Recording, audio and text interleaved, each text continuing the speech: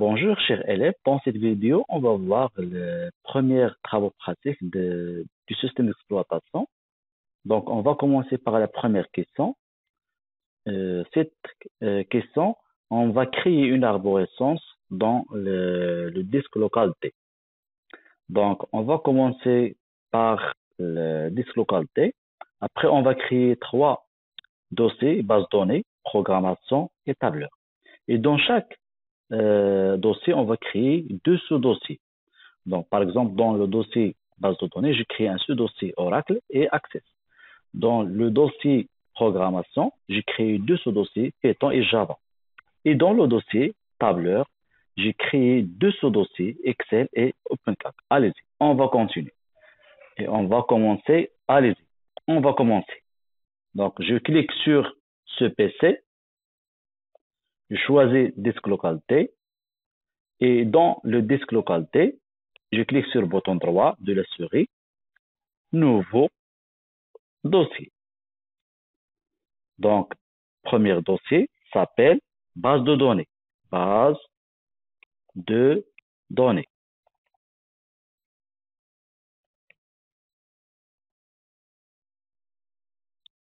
Deuxième dossier, bouton droit, nouveau dossier, programmation.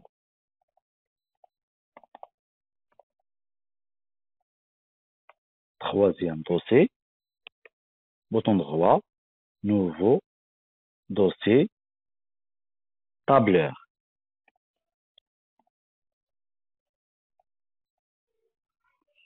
Donc, à l'intérieur du dossier base de données, j'ai essayé de créer deux nouveaux dossiers. Premier nouveau dossier, on peut l'appeler Oracle. Oracle, je vais par entrée. Deuxième nouveau dossier, le sous-dossier, je clique sur le bouton droit, nouveau dossier, Access.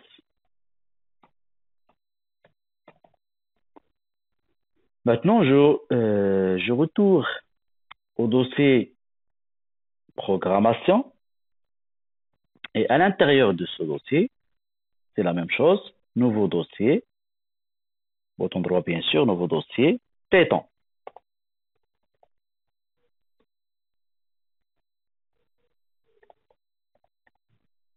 Deuxième sous-dossier, bouton droit, nouveau, Java.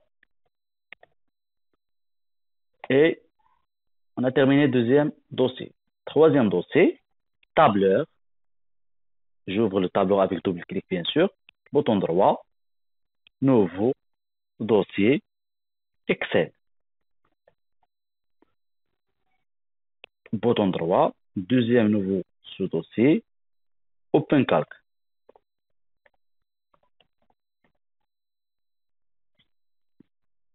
En majuscule. Ok, très bien. Maintenant, j'ai créé l'arborescence du première question. On va passer maintenant à la deuxième question. Donc, la deuxième question, question 2, changer le nom du dossier Python en Eiffel. Donc, j'allais dans le dossier Python qui est dans le dossier programmation. Ok, dans le dossier programmation, j'ouvre le dossier programmation, je trouve ce dossier Python. Pour renommer, il y a trois méthodes. J'utilise maintenant la première méthode. Donc, première méthode, bouton droit, renommer. Et j'ai changé Python par Eiffel. Et je vais par entrée. La question suivante. Changer le nom du dossier Access en SQL. Donc, Access, normalement, elle est dans Access et dans le dossier base de données. Donc, la deuxième méthode, je sélectionne le dossier Access et un autre clic sur le nom Access. Et voilà, on peut maintenant renommer Access par le nom SQL. SQL. Je vais aller par entrée. La question suivante. Maintenant, quatrième question. Déplacer le dossier Java dans OpenCalc. Déplacer, c'est-à-dire couper, coller. Donc, je déplace le dossier Java dans le dossier programmation, dans le dossier OpenCalc qui se trouve dans le dossier tableur. OK. Donc, je retourne dans le dossier programmation. Il est là. Oui. Double-clic pour ouvrir, bien sûr. Bouton droit de la souris. Et je clique sur couper. Couper, c'est-à-dire déplacer. Et maintenant, je passe dans l'autre dossier OpenCalc dans le tableur, double-clic, j'ouvre le dossier, le sous-dossier OpenCalc par double-clic aussi, bouton droit à l'intérieur, et je clique sur coller. Et voilà, on a répondu sur la question numéro 4. Maintenant, on va passer à la question numéro 5. Créer les fichiers tp1.doc, tp2.xlsx et tp3.pptx, respectivement dans les dossiers Java, Excel et Excel. Bien sûr. C'est-à-dire tp1, on va créer tp1.docs dans Java, tp2.xlsx dans Excel, tp3.pptx dans Excel. .docs signifie l'extension de Microsoft Word. XLSX, extension de Microsoft Excel. .pptx, l'extension PPTX de PowerPoint, bien sûr. Donc, allez-y. Donc, pour créer ce fichier, j'ouvre le logiciel bloc-notes. Pour le faire, dans la zone de recherche en bas, dans la barre des tâches, je tape bloc. Voilà, bloc-notes. Donc, je clique sur le fichier. Maintenant, j'ouvre le fichier bloc-notes. Et maintenant, on va enregistrer les 3 fichiers. Donc, la méthode, c'est de cliquer sur fichier, enregistrer. Et voilà. Maintenant, ici, qu'est-ce que j'ai fait? Je clique sur le type de fichier et je choisis tous les fichiers. Et je tape tp1.docs. tp1.docs. Donc, je cherche le dossier Java qui est dans le disque local D, bien sûr. Java dans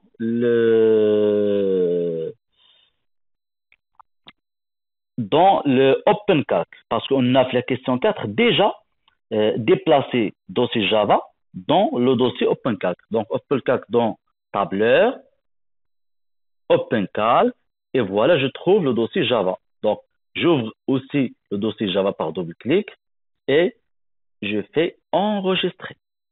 Très bien. Pour créer tp2.xlsx dans le dossier Excel, je clique sur fichier. Maintenant, enregistrer sous et pas enregistrer. Enregistrer sous. Et je le nommais tp2.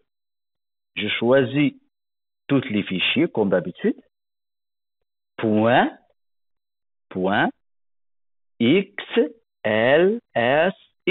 C'est l'extension de Microsoft Excel.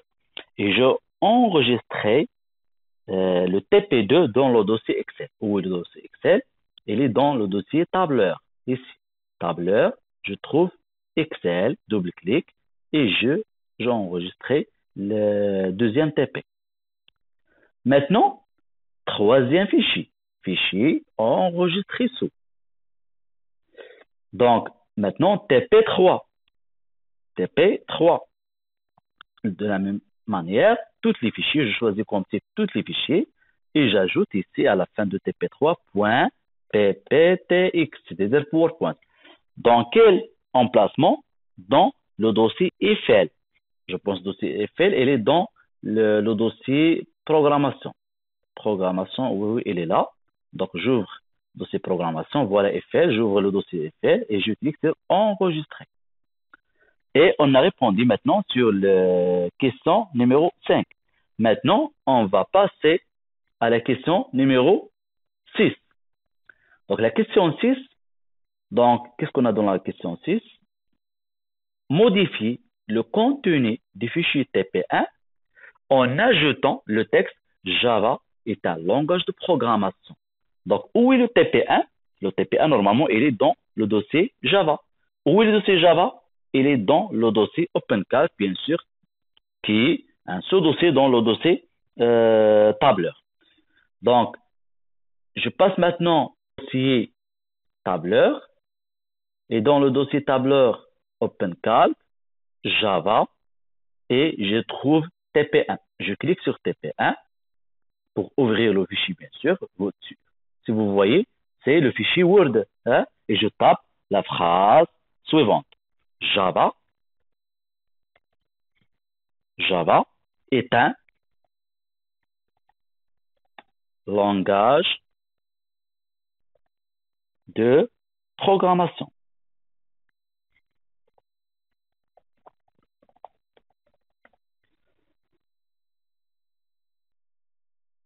Et bien sûr, je enregistre et je ferme le fichier. Maintenant, je passe à la question suivante. La question suivante, pardon. La question numéro 7. Déplacer le fichier TP2 dans le dossier SQL. Où se trouve le TP2? Se trouve normalement dans le dossier Excel.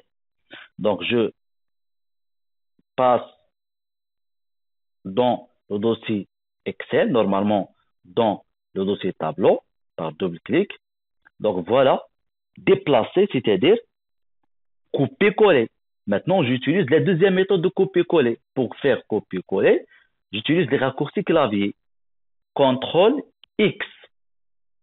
Cliquez enfoncé sur CTRL et un seul clic sur X. CTRL X. Et je passe au dossier SQL. Normalement, le dossier SQL, il est dans le dossier base de données. J'ouvre le dossier SQL. À l'intérieur, je clique le raccourci clavier CTRL V. Et maintenant, je passe à la question suivante. La question suivante, c'est question 8. Dupliquer le fichier TP3 dans le dossier Java. TP3 et se trouve normalement dans le dossier FL. Donc, je passe au dossier FL. FL normalement se trouve dans programmation. Donc, je retourne dans le cas des programmations et je trouve FL.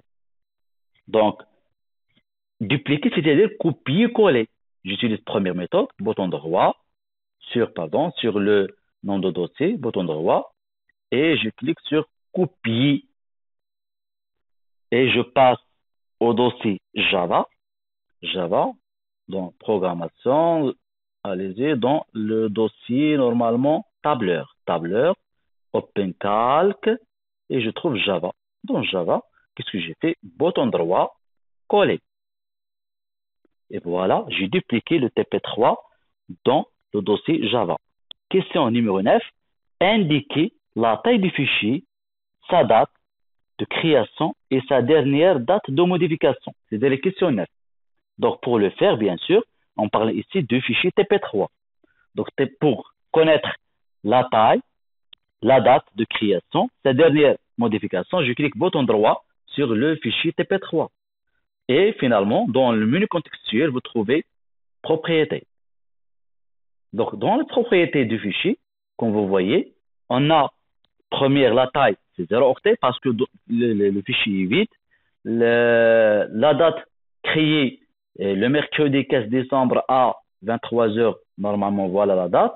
Et modifiée aussi le 23 à la date de modification.